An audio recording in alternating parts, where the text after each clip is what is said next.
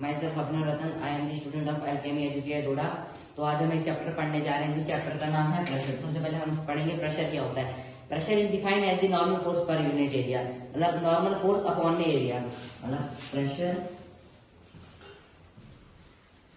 Is defined as normal force per unit area.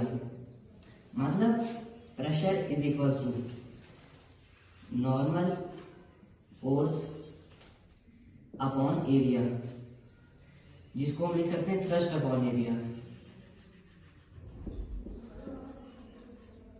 Thrust मतलब एक ऐसी फोर्स जो किसी ऑब्जेक्ट के परपेंडिकुलर उसके ऊपर पड़ती है। मतलब the force acting on an object is perpendicular to the surface.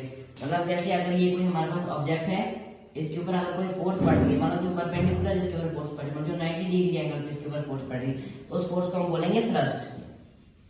अब जो ऐसा यूनिट होता है फोर्स का, प्रेशर का,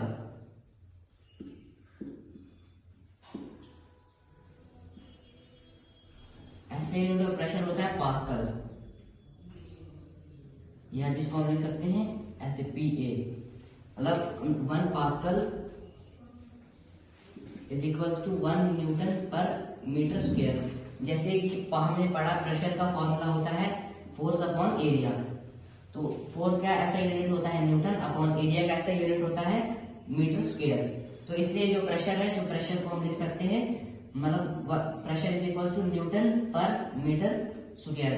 तो जो मतलब प्रेशर होता है, अगर if same amount of force applied to different area, जो कि मतलब अब जैसे दो ऑब्जेक्ट्स हैं,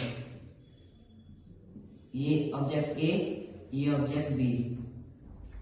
अगर इसके ऊपर मैं 20 न्यूटन फोर्स अप्लाई कर रहा हूं, और अगर इसके ऊपर भी अगर मैं 20 न्यूटन फोर्स अप्लाई कर रहा हूं, लेकिन इनका जो एरिया है वो डिफरेंट है। अगर इसका एरिया है 4 मीटर स्क्वायर और अगर इसकी एरिया है 3 मीटर स्क्वायर, तो जो प्रेशर होगा वो ज्यादा होगा 3 मीटर स्क्वायर एरिया पे। मतलब अगर जिसमें अगर एरिया ज्यादा होगा तो जो प्रेशर होगा वो कम हो जाएगा, और अगर एरिया कम होगा तो प्रेशर ऑटोमेटिकली बढ़ जाएगा। Thank you.